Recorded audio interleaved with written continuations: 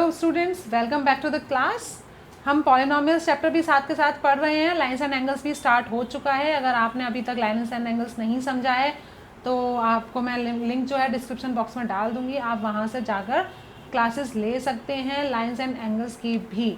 ठीक है, ये भी बहुत इंपॉर्टेंट टॉपिक है। काफ़ी बच्चों का रिक्वेस्ट आया था कि उनको वो पढ़ना है, तो मैंने उसके लिए भी बताया है। साथ के साथ हमारा पॉलिनोमियल्स भी चल ही रहा है। मुझे पता है कि कुछ ही टाइम में आपके हाफ ईयरली एग्जाम्स भी आने वाले हैं, तो आपको सारे के सारे चैप्टर्स जल्दी से जल्दी पढ़ने हैं, समझने हैं, तो मैं पॉलिनोमियल्स भी करा रही हूँ। तो देख लीजिए, आप पॉलिनोमियल्स में एक टर्म आती है, वो है रिमाइंडर थ्योरम। देखिए, जब तक आप क्वेश्चंस कुछ भी कर रहे हैं, सॉल्व कर रहे हैं, तब तक तो ठीक है, पर जैसे थ्योरम का नाम आ जाता है एकदम से लगता है अरे ये क्या आ गया। अब ये रिमाइंडर थ्योरम क्या होती है, इसमें क्या है, तो समझ लेते हैं ना। जो भी चीज़ बुक में है सबको समझने के लिए ही है, तो रिमाइंडर थ्योरम क्या है वो भी हमें ही समझनी है। और मैं तो हुई ना फिर आपको हर चीज़ इसी तरीके में समझाने के लिए। तो देख लीजिए रिमाइंडर थ्योरम क्या कहती है। रिमाइंडर थ्योरम कहती है कि अगर आपके पास कोई पॉलिनोमियल है पी एक्स, ठीक है, पी एक्स कोई पॉलिनोमियल है। एज एन एग्जाम्पल मैंने एक पॉलिनोमियल ले लिया है 3x² + x - 1। तो इसमें ये बोल रहे हैं कि अगर कोई पी एक्स एक पॉलिनोमियल होता है और उसको किसी एक इस तरह के लीनियर पॉलिनोमियल से डिवाइड किया जाए।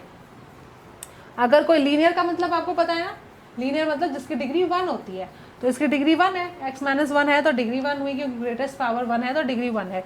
तो अगर किसी भी पॉलिनोमियल को किसी लीनियर पॉलिनोमियल से डिवाइड किया जाए तो उसका रिमाइंडर जो होगा वो p1 होगा। p1 कैसे आया, ये p का मतलब तो आपको पता है पॉलिनोमियल, और ब्रैकेट के अंदर 1 लिखा है, यानी कि x की जगह 1 रखना है। तो ये 1 आया कहाँ से, ये 1 आया इस लीनियर पॉलिनोमियल से। इस लीनियर पॉलिनोमियल में क्या लिखा है, x - 1। इसको अगर हम 0 के इक्वल रखेंगे तो x = 1 हो जाएगा, यानी कि x की वैल्यू 1 होगी। मतलब अगर x की वैल्यू 1 यहाँ पुट करते हैं और फिर वो 1 को अगर हम इस पॉलिनोमियल में पुट करेंगे तो जो भी वैल्यू आएगी वो उसका रिमाइंडर निकलेगा।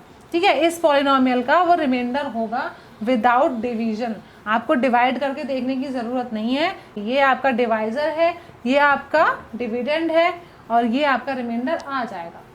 ठीक है, ये चीज़ यहाँ बताई जा रही है। रिमाइंडर थ्योरम में आपको क्या बताया जा रहा है कि अगर आपके पास एक पॉलिनोमियल है और उसको आप किसी लीनियर पॉलिनोमियल से डिवाइड करते हैं, तो लीनियर पॉलिनोमियल में जो भी वेरिएबल की वैल्यू होगी वो वैल्यू अगर इस पॉलिनोमियल में पुट कर दी जाए तो जो आंसर आएगा वही रिमाइंडर होगा।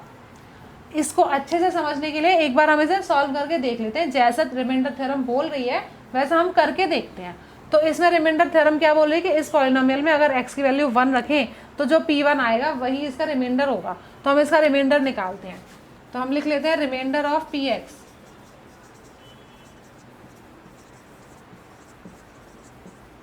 ठीक है, तो रिमाइंडर निकालने के लिए आपको क्या करना है, p1 करना है। p1 का मतलब 1 क्यों लिया हमने, समझ में आ गया ना आपको, क्योंकि x - 1 से हम डिवाइड कर रहे हैं। तो यानी कि 1 को जो हम उस साइड अगर ले जाएंगे तो +1 यानी कि x की वैल्यू 1 आ जाएगी। तो वही 1 हमें इसमें पुट करना है। अब देखिए 3 है और x का स्क्वायर है, यानी कि 1 का स्क्वायर प्लस x यानी कि 1 और ये -1। अब इन्हें सॉल्व करेंगे, क्या आएगा, ये 3 × 1 का स्क्वायर क्या होता है, 1 ही होता है, तो 3 हो जाएगा +1 -1। इसका मतलब ये -1 -1 क्या हो गया, 0 हो गया। बचा क्या, 3, यानी कि जो ये 3 बचा ये ही बचा रिमाइंडर। ठीक है, तो ये रिमाइंडर थ्योरम क्या है, एक्चुअल में एक शॉर्टकट है रिमाइंडर निकालने का बिना डिवाइड करें। वैसे तो आपको इसका डिवीजन भी सीखना है, वो भी मैं आपको बताऊंगी, लेकिन रिमाइंडर थ्योरम क्या कह रही है पहले मैं आपको वो बताना चाहती थी। इसलिए मैंने आपको बताया कि रिमाइंडर थ्योरम से रिमाइंडर कैसे बताते हैं। रिमाइंडर थ्योरम का मतलब ही यही है कि आपको रिमाइंडर बताना है without actually dividing the polynomials. ये केस कब है, जब ये लीनियर पॉलिनोमियल है। ठीक है, ये भी याद रखना है कि जिससे हम डिवाइड कर रहे हैं, जो हमारा डिवाइजर है वो लीनियर पॉलिनोमियल होगा, तभी रिमाइंडर थ्योरम इस तरह से यूज़ होके हम रिमाइंडर निकाल सकते हैं।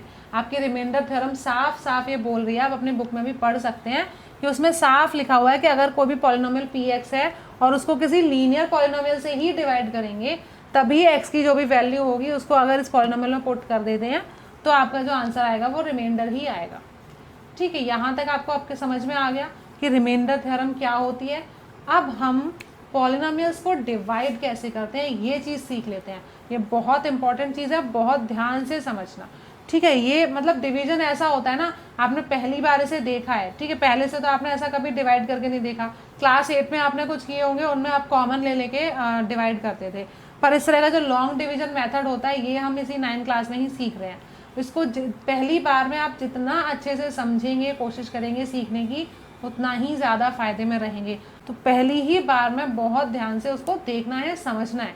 तो जल्दी से देखिए, जो हमारे पास ये है ना पॉलिनोमियल्स, इन्हीं का डिवीजन पहले करके देख लेते हैं और पता करते हैं कि क्या होता है। तो ये था हमारा पॉलिनोमियल 3x² + x - 1, और ये हमारा था लीनियर पॉलिनोमियल x - 1, जिससे हमें इसे डिवाइड करना है। देखिए अभी अभी आपने रिमाइंडर थ्योरम से ये तो देख ही लिया कि रिमाइंडर 3 आएगा, तो इस तरह से जब डिवाइड करेंगे ना तब भी रिमाइंडर 3 ही आएगा।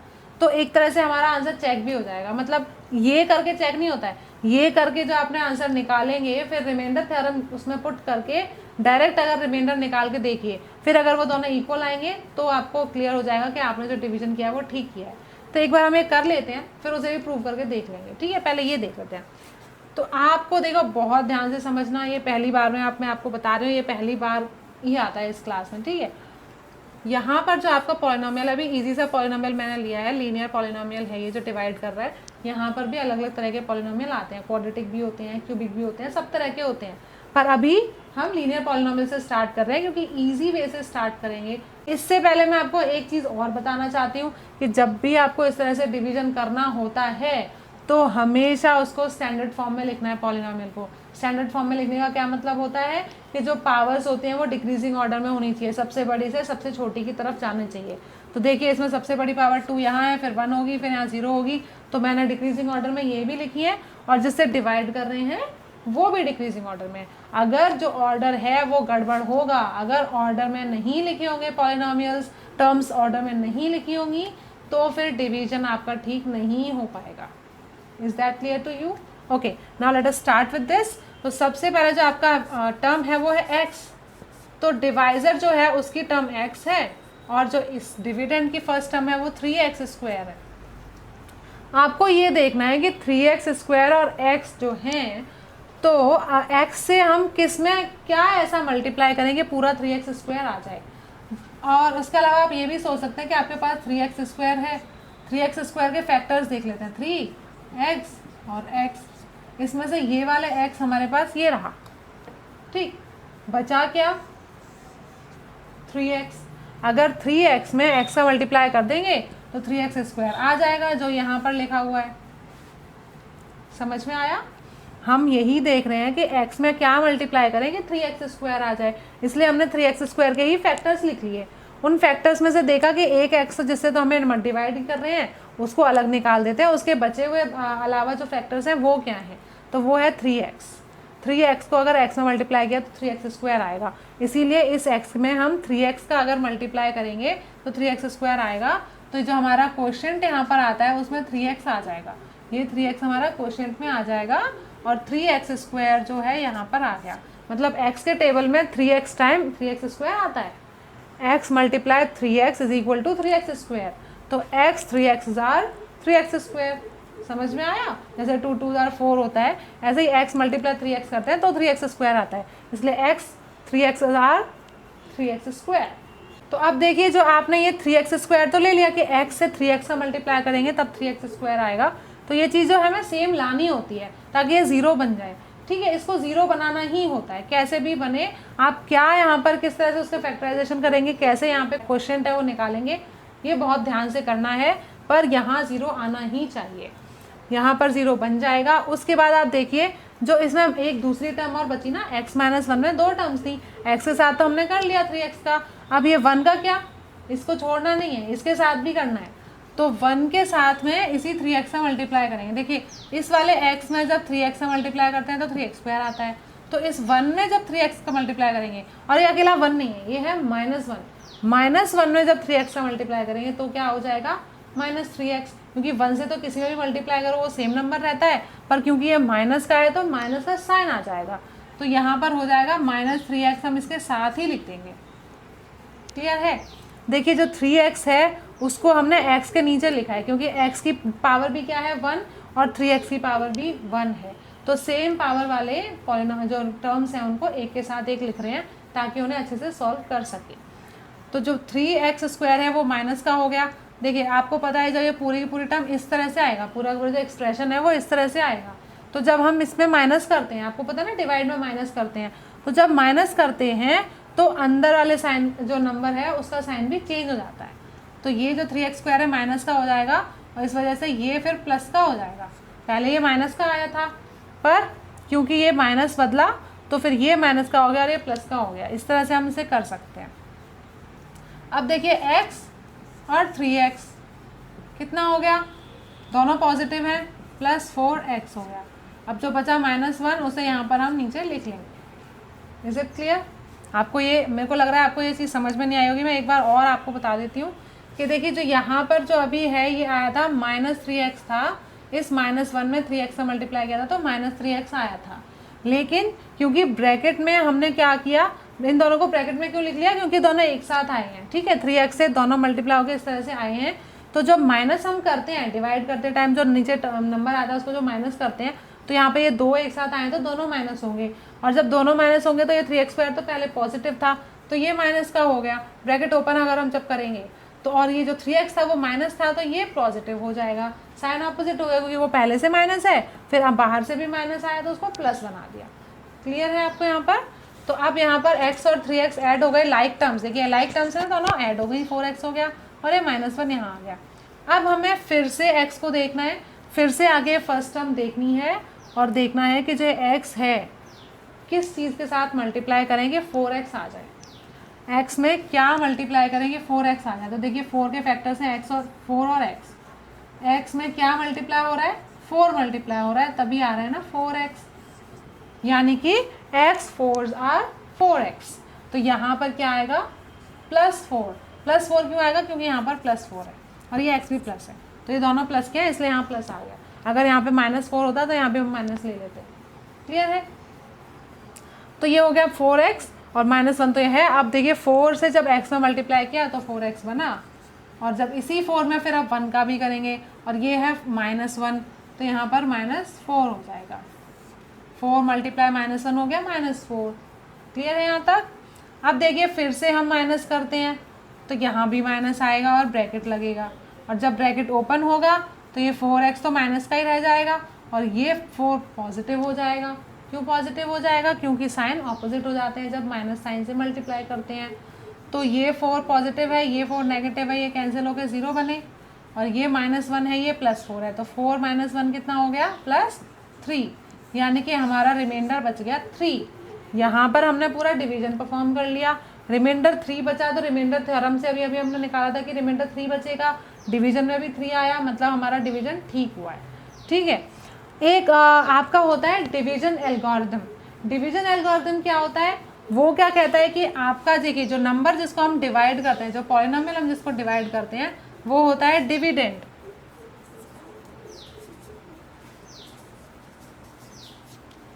और जिससे डिवाइड करते हैं, जो डिवाइड करता है वो होता है डिवाइजर। ठीक है, उसमें अगर हम क्वोशिएंट को मल्टीप्लाई करें, क्वोशिएंट क्या होता है, जो यहाँ पर आंसर आता है, डिवाइड करने से जो आंसर आता है उसे क्वोशिएंट कहते हैं। और फिर इन दोनों को मल्टीप्लाई करके उसमें रिमाइंडर को ऐड करते हैं। रिमाइंडर क्या होता है आपको पता ही है, जो नीचे बचता है वो रिमाइंडर होता है। तो ये डिविडेंड के इक्वल आते हैं। डिविडेंड जो होता है वो डिवाइजर और क्वोशिएंट को मल्टीप्लाई करने पर और रिमाइंडर को ऐड करने पर आ जाता है।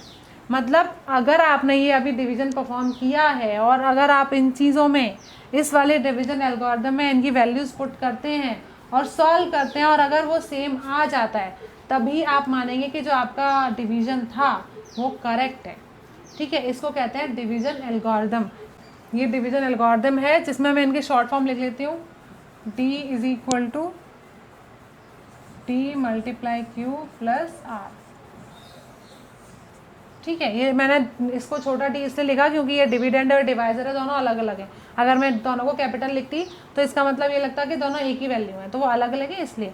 अब d को यहाँ पर हम ऐसे ही छोड़ देते हैं, हम इन चीज़ों को इक्वल प्रूव करते हैं, मतलब इनको सॉल्व करते हैं और देखते हैं कि जो d की जो वैल्यू है 3x² + x - 1 है वो आता है या नहीं। तो आपका जो डिवाइजर है वो क्या है, x - 1। ठीक है, तो ये यहाँ लिख दिया d की जगह x - 1। मल्टीप्लाई करना है कोशेंट को। कोशेंट क्या है आपका 3x + 4 और ऐड करना है रिमाइंडर जो आपका आया 3। ठीक है, ये डिवीजन एल्गोरिथम है, हम इसे सॉल्व करते हैं। अब देखिए दो पॉलिनोमियल्स है x - 1 और 3x + 4, ये चीज़ हम मल्टीप्लाई करना सीख चुके हैं। मैंने आपको आइडेंटिटीज़ भी जब सिखाई, जो 8th क्लास वाली आइडेंटिटीज़ भी मैंने आपको स्टार्टिंग में सिखाई, तब भी मैंने आपको मल्टीप्लाई करना बताया था कैसे करते हैं। अगर आपको फिर भी नहीं आता है तो आप वो वाली वीडियो जाकर देखिए, आपको समझ में आ जाएगा कि मल्टीप्लाई कैसे करते हैं। लिंक मैं डिस्क्रिप्शन बॉक्स में दे दूँगी, अब वहाँ से जाकर देख लेना। तो यहाँ पर देखिए जो x - 1 है, इसे 3x + 4 से मल्टीप्लाई करेंगे तो जो पहले x है वो इन दोनों से मिलने जाएगा, मल्टीप्लाई होगा, फिर -1 होगा। तो पहले x को करते हैं, x को करते हैं 3x + 4 से, फिर करेंगे -1 को 3x + 4 से, और ये +3 यहाँ पर रहेगा।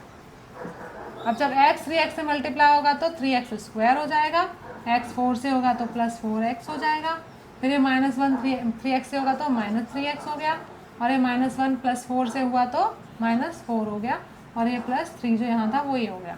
अब देखिए लाइक टर्म्स देख लेते हैं। लाइक टर्म्स में 3x² का तो कोई लाइक टर्म नहीं है, तो ये 3x² ही रहेगा। देखिए हमारा कुछ आंसर वैसा वैसा आ रहा है ना, जैसा हमारा डिविडेंड में दिया हुआ है। थोड़ी तसल्ली हो रही है कि चलो हमने जो किया है वो ठीक किया है, पूरा ठीक है। देखते हैं, अब देखिए 4x और -3x, 4x - 3x, देखिए दोनों के दोनों लाइक टर्म्स हैं। इसमें भी एक x है, इसमें भी एक x है, कोई पावर नहीं है किसी में भी, तो दोनों लाइक टर्म्स हैं। अब लाइक टर्म्स में हमने देखा कि इसका साइन नेगेटिव है, इसका साइन पॉजिटिव है, तो पॉजिटिव और नेगेटिव होंगे तो हमेशा माइनस होगा, लेकिन साइन किसका लगेगा, जो नंबर बड़ा होगा।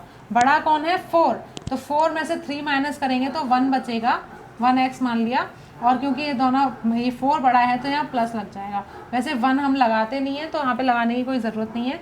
अब देखिए यहाँ पर है -4 और +3, यहाँ पे भी लाइक टर्म्स हैं, दोनों नंबर्स कांस्टेंट है। यहाँ पर -4 है, यहाँ +3 है, नंबर्स एक जैसे ना, इधर भी और इधर भी, लेकिन साइन ऑपोजिट है। यहाँ पर 4 के पास माइनस का है, क्योंकि माइनस और प्लस माइनस ही होता है, तो 4 में से 3 ही माइनस करेंगे 1 आ जाएगा, लेकिन साइन लगता है बड़े वाले का, और बड़ा कौन है 4, तो साइन लग गया माइनस का। तो ये क्या आ गया 3x² + x - 1। देखिए क्या ये हमारे डिविडेंड के बराबर आया। देखिए आपका डिविडेंड था 3x² + x - 1, और आपका जो मल्टीप्लाई करके डिवाइजर को क्वोशिएंट से मल्टीप्लाई करके रिमाइंडर ऐड करके भी जो आया वो आया 3x² + x - 1। तो कंग्रेचुलेशंस, हमारा आंसर ठीक निकला। समझ में आ गया आपको कि ये क्या होता है। ये डिवीजन एल्गोरिथम जो होता है वो चेक करने के लिए होता है कि जो आपने डिवाइड करके जो आंसर्स निकाले हैं वो करेक्ट हैं या नहीं। तो उनको करेक्ट है या नहीं चेक करने के लिए आप ये करते हैं, ठीक है। वैसे तो आपके देखिए, आप जब भी अपने एनसीईआरटी बुक या किसी भी बुक से जो क्वेश्चंस करेंगे उनकी आंसर शीट बुक में पीछे दी होती है, आप आसानी से चेक कर सकते हैं। लेकिन जब आप क्वेश्चन पेपर आता है, जब एग्ज़ाम हॉल में बैठे होते हैं, वहाँ पर जब आप क्वेश्चंस कर रहे होते हैं, वहाँ तो आपको कोई आंसर शीट नहीं मिलती है। तो आप कैसे बताएंगे या कैसे पता करेंगे या खुद कैसे कॉन्फिडेंट होंगे कि आपने बिल्कुल ठीक किया है।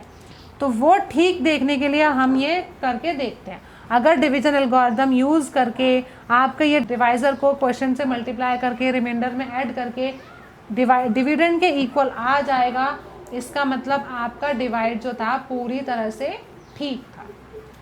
आपको समझ में आ गया। मैंने आज आपको रिमाइंडर थ्योरम बता दी और डिवीजन एल्गोरिथम बताया क्या होता है, और पॉलिनोमियल्स को डिवाइड करना भी बताया। ये पॉलिनोमियल्स तो बहुत इजी से थे जो मैं डिवाइड करने आपको बताए। नेक्स्ट क्लास में मैं आपको थोड़ा और टिपिकल वाले भी सिखाऊंगी, बताऊंगी। लेकिन आज के लिए बस इतना ही। अब वेट करते हैं नेक्स्ट क्लास का, उसमें हम नेक्स्ट एक्सरसाइज भी करेंगे और कुछ और क्वेश्चंस भी करेंगे डिवीजन वाले।